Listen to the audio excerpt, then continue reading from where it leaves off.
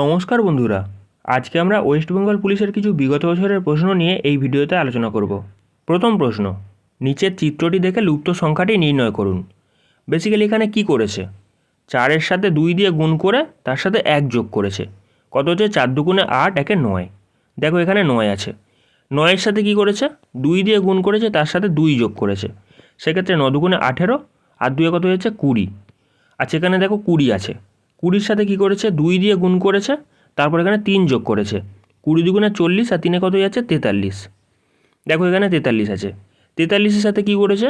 2 দিয়ে গুণ করেছে, তারপর এখানে 4 যোগ করেছে। মানে ব্যাপারটা দেখো, এখানে প্রথমে 2 দিয়ে গুণ করছে, তারপর এখানে 1 যোগ করছে, তারপর আবার কি করছে? এখানে 2 দিয়ে গুণ করছে, তারপর এখানে আবার 2 যোগ করছে, 2 দিয়ে গুণ করছে, আবার 3 যোগ করছে। মানে এই রকমভাবে সিরিজটা চলে আসছে। বুঝতে পারছো? এখানে যদি দেখো 3 দুগুণে 6, এটাকে যদি গুণ করি, 43কে 2 দিয়ে গুণ করলে 3 দুগুণে 6, 4 দুগুণে 8, আর এখানে 4 যোগ করেছে। সেক্ষেত্রে কত হয়ে যাচ্ছে? 90। দেখো এখানে 90 আছে। 90কে কী করেছে? 2 দিয়ে গুণ করেছে, তারপর এখানে 4 যোগ হয়েছে, তার মানে এখানে 5 যোগ করেছে। বুঝতে পারছো? সেক্ষেত্রে 90 দুগুণে 180 আর 5-এ 185। দেখো মিলে যাচ্ছে। তারপরে কি করেছে? 185কে 2 দিয়ে গুণ করেছে, তারপর এখানে 6 যোগ করেছে। সেক্ষেত্রে কী হবে? 185কে 2 দিয়ে গুণ করলে 5 দুগুণে 10-এর 0, হাতে থাকলো তোমার 1, 8 দুগুণে 16, একে 17, 7, হাতে থাকলো 1, 2 একে 2, একে 3, আর এখানে 6 আছে। 370-এর সাথে 6 যোগ করলে কত হবে? 376। এটা কোথায় আছে? দেখো অপশান ডিতে আছে। অপশান ডি এখানে কারেক্ট অ্যান্সার হয়ে যাচ্ছে।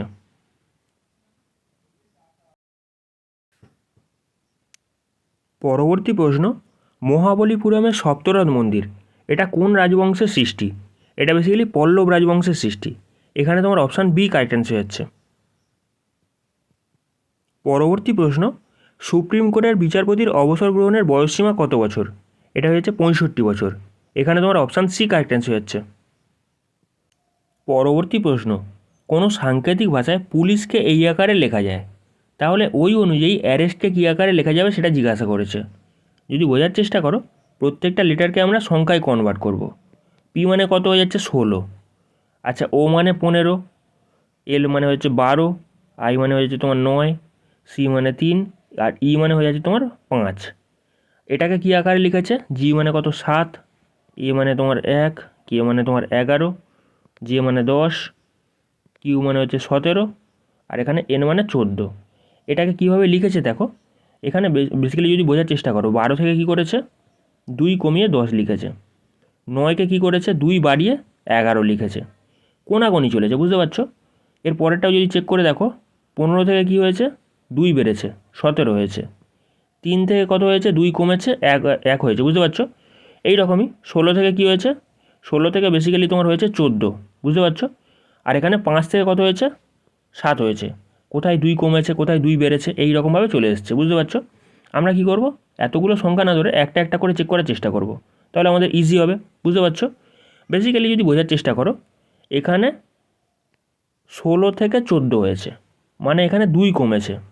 তাহলে যদি দেখো এখানে এ আছে, এ যদি মানে কত যাচ্ছে? 1, আর মানে এখান থেকে বেসিক্যালি 2 যদি কমন হয়, সেক্ষেত্রে কত হবে? 25 হবে। বুঝতে পারছো?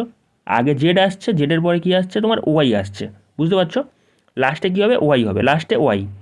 এখানে দেখো একটা অপশানে আছে আর একটা অপশানে আছে, আর বাদবাকি কোথাও ওয়াই নেই, যার কারণে এখানে তোমার এই দুটো অপশান আউট হয়ে যাচ্ছে।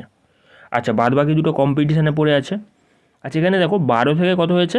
10 হয়েছে, মানে এখানে 2 কমেছে। এখানে আর আছে, আর মানে কি? 18। 18 থেকে 2 কমলে কত হবে? 16 হবে। আর 16 মানে কি? পি।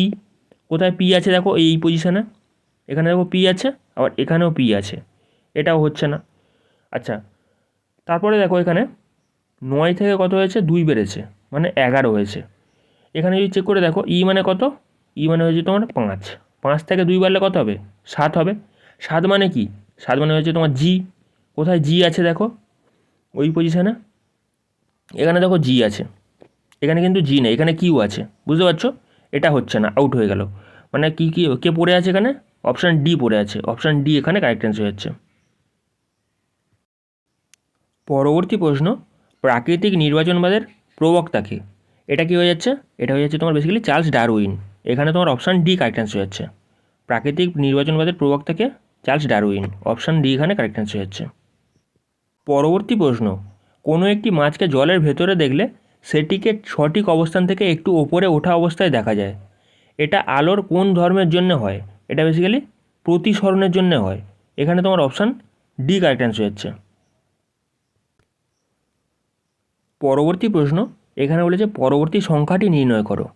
যদি বোঝার চেষ্টা করো এখানে কি করেছে, ডবল সিরিজ চালিয়েছে। 4 থেকে কত হয়েছে? 19 হয়েছে। কত বেড়েছে? 15 বেড়েছে। আচ্ছা, তারপরে দেখো এখানে ডবল সিরিজ চলেছে যেহেতু 49 আছে। 49 এদের মধ্যে ডিফারেন্স কত? 19 আর 49-এর মধ্যে ডিফারেন্স 30-এর ডিফারেন্স। আচ্ছা, তারপর এখানে কত ডিফারেন্স হবে যদি বোঝার চেষ্টা করো, এখানে 15কে 2 দিয়ে গুণ করেছে, 2 দিয়ে গুণ করার পর এখানে 30-এর ডিফারেন্স করেছে। ঠিক আছে, এখানেও কি করবে? 30কে 2 দিয়ে গুণ করবে, 30 দুগুণে 60 হয়ে যাবে। 60-এর সাথে 49 যোগ করবে, সেক্ষেত্রে এটাকে যোগ করলে কত হবে? লাস্টে 9 আর নিচে এখানে 10 চলে আসছে। বুঝতে পারছো? 109। এটা কোথায় আছে দেখো, এটা তোমার অপশান এতে আছে। অপশান এ কারেক্ট অ্যান্সার হচ্ছে। পরবর্তী প্রশ্ন, নিম্নোক্ত কোন ব্যক্তি ইন্ডিয়ান ন্যাশনাল কনফারেন্স প্রতিষ্ঠা করেছিলেন? এটা কে করেছিল? সুরেন্দ্রনাথ ব্যানার্জি। এখানে তোমার অপশান বি কারেক্ট অ্যান্সার হচ্ছে। Surendranath Banerjee Indian national conference প্রতিষ্ঠা করেছিলেন। পরবর্তী প্রশ্ন, কে কানপুরে সিপাহী বিদ্রোহের নেতৃত্ব দিয়েছিলেন? এটা কে দিয়েছিল? নানা সাহেব। এখানে তোমার অপশান সি কারেক্ট অ্যান্সার হচ্ছে। পরবর্তী প্রশ্ন, কোনো টাকা বার্ষিক 6% সরল সুদে 3 বছরের স্ববৃদ্ধিমূল এত টাকা হলে সুদ কত টাকা হবে? যদি বোঝার চেষ্টা করো, এখানে সরল সুদের কথা বলেছে। আর স্ববৃদ্ধিমূল মানে কি? এর মধ্যে প্রিন্সিপালও আছে আর এখানে ইন্টারেস্টও আছে, দুটো মিলিয়ে হয়ে যাচ্ছে তোমার স্ববৃদ্ধিমূল। আচ্ছা, আমি ধরে নেব 100 টাকা আমি ইনভেস্ট করেছি, মূলধনটা ধরে নিচ্ছি বেসিক্যালি 100 টাকা। সেক্ষেত্রে মূলধনটা যদি 100 টাকা হয়, এখানে 3 বছরের জন্য 6% হারে তার সুদ কত হবে? এখানে PTR/100 এই ফর্মুলায় পুট করে দেবো। আচ্ছা, পিটা হয়ে যাচ্ছে কত? 100 টাকা। টিটা কত বলে দেওয়া আছে? 3 বছরের জন্য। আরটা এখানে কত? 6% হারে এটা ইনভেস্ট করা হয়েছে, /100। এখানে 100 কেটে গেল, মানে এখানে 3×6=18, 18 টাকা সুদ পাওয়া গেল। 100 টাকা ইনভেস্ট করে 3 বছর পরে 18 টাকা সুদ পাওয়া গেল। সেক্ষেত্রে মূলধন কত হচ্ছে? 100 + 18, মানে 118। বুঝতে পারছো? এখানে 118 ভ্যালু কত বলে দেওয়া আছে? 3,540 টাকা। 3,540। আর আমাকে জিজ্ঞাসা করেছে সুদ কত টাকা ছিল। সুদ কত টাকা? 18 ভ্যালু আমাকে জিজ্ঞাসা করেছে। 118 ভ্যালু এটা, তাহলে 18 ভ্যালু কত হবে সেটা পুট করে দিলেই তোমাদের অ্যান্সার চলে আসবে। 1-এর ভ্যালু কত হবে? 1-এর ভ্যালু হয়ে যাচ্ছে তোমার এটার নিচে তোমার 118 চলে আসছে। আর এখানে 18 ভ্যালু কত হবে? 18 ভ্যালু তোমার বেসিক্যালি 18 দিয়ে গুণ করতে হচ্ছে, সেক্ষেত্রে তোমাদের অ্যান্সার চলে আসবে। যদি কাটাকাটি করি সেক্ষেত্রে কী হচ্ছে, প্রথমে 2 দিয়ে কাটো, 2 দিয়ে কাটলে 5 দুগুণে 10, 9 দুগুণে 18।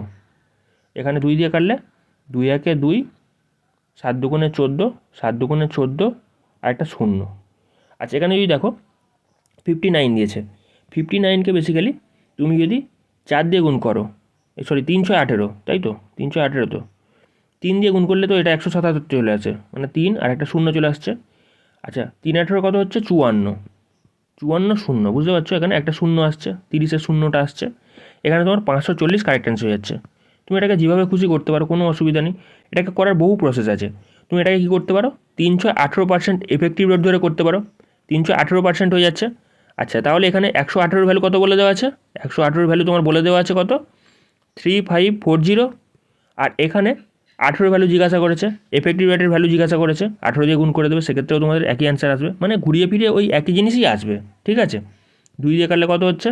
5 দুগুণে 10, 9 দুগুণে 18। ওপরে যদি কাটো 2×1 2, 7 দুগুণে 14, 7 দুগুণে 14 আর একটা 0। বুঝতে পারছো?